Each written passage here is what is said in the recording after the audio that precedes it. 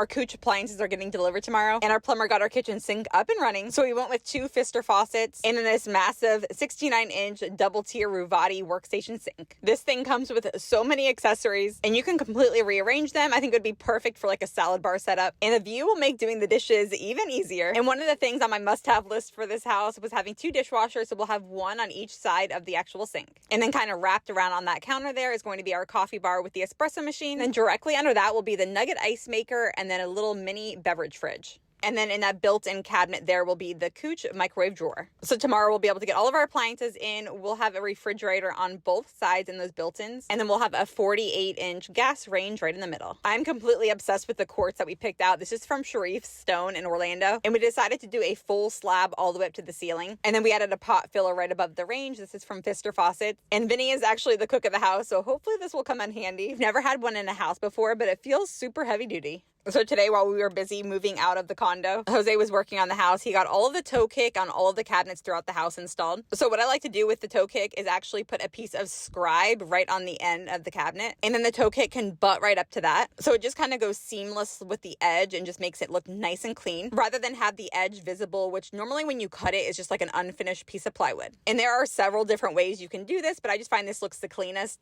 And it kind of just finishes off the edge of the cabinet perfectly. So now that all of the toe kick in the kitchen is installed, you're not able to see those gaps in between where cabinets are joined. And then the painters were busy today taping up everything. So here is Victoria's room. They already caulked and spackled all of the trim in the house and then sanded it down, making sure that it was prepped for paint. So today they went ahead and started covering all of the fixtures with plastic. The next thing they'll start doing is actually covering all of the floors. And then tomorrow they're going to start painting the trim. And it's probably going to take a good several amount of days to get everything painted, especially since our interior doors are still not in. That's definitely another long story. Luckily, all the door frames are in, minus one of them. So those can at least get painted. And then when the doors finally come in, they'll be able to paint those as well. There was like a small crack on the ceiling up there. So we had our drywaller come and patch that up. So that will get repainted as well. And then we'll be able to put those lights back up. But you can see that they started plastic wrapping absolutely everything in here. I'm going to go through the house and do one last touch up of spackle in different areas. And I was planning on siliconing the rest of the primary shower today. But since they have it completely covered up, I'm guessing I can't do that today. So the next thing is to install all of the built-ins in this primary closet.